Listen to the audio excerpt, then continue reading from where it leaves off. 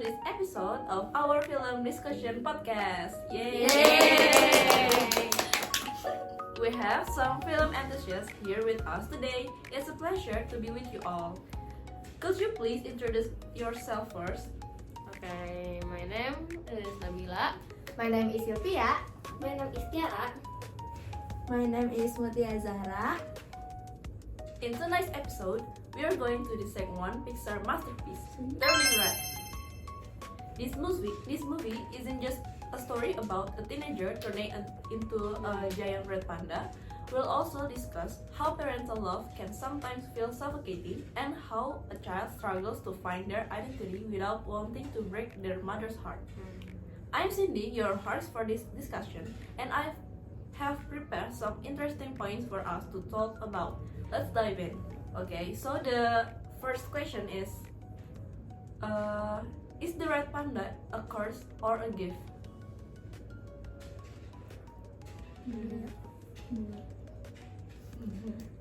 In my opinion, at first the red panda seemed like a curse because it appeared when May emotion exploit, embracing her and making her seem like she did fit the image of the perfect child in her mother's eyes.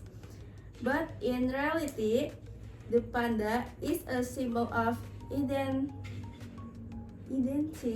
and self-expression. So it may learn to accept the different side of herself.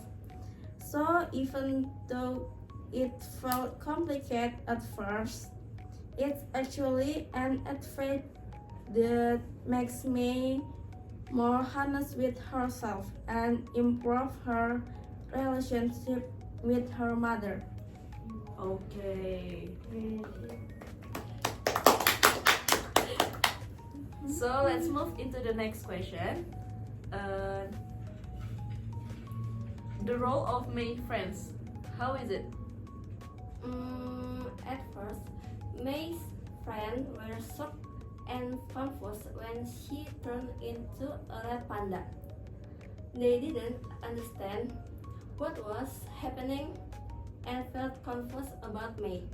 However, they acted to calm May's emotional view of the curse, turning it into something valuable and unique.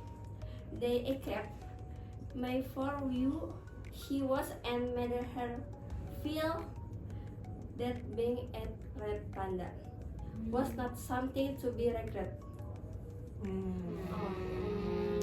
Their support and loyalty helped May gain confidence and accept the red panda as part of herself. In the end, their friendship made May feel important in helping her accept all parts of herself. That's good. Nice. Okay, let's move into the next question. At the beginning of the film, we see that May is pressured to always be perfect. In your opinion, should a child always strive for perfection and follow their parents' every wish, or should they be honest and embrace their true self?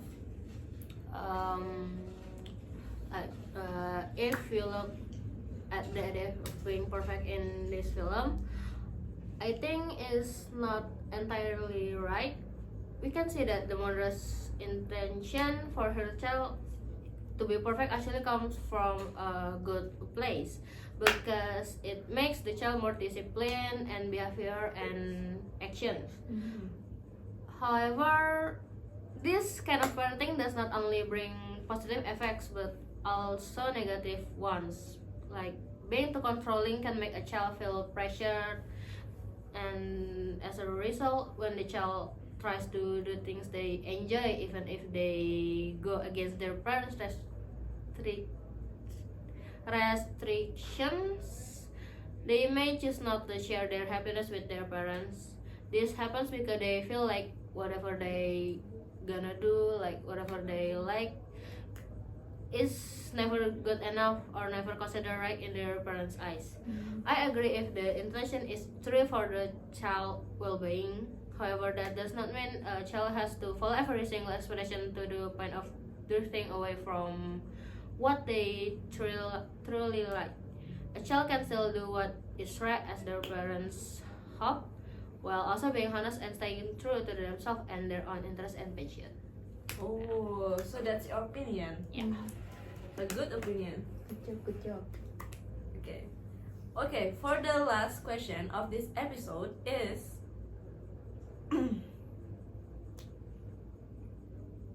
what do you think the core message that the film intends to convey? Okay, in my opinion, the message of the movie Turning Red is about accepting yourself. Emotional change during adolescence are normal, and we don't always have to be perfect to please others. This movie teaches us that being yourself and being honest with your feelings is important in the process of growing. Wow, what incredible perspective for everyone today. From our discussion, we can see that the relationship between child and parent in Turning Red teach us one vital thing, that maturity doesn't mean becoming perfect according to someone else's wishes, Yeah. but having the courage to embrace our messy panda side while still respecting our family roots. Okay, quote for the day of the day: we all have an inner peace. We all have a messy, loud, we're part of our self hidden away. Our job isn't to make it go away, but to learn to live with it. Yes. Nice. Thank you, friends, for coming. Bye. I'm Cindy, signing off. See you in the next film discussion.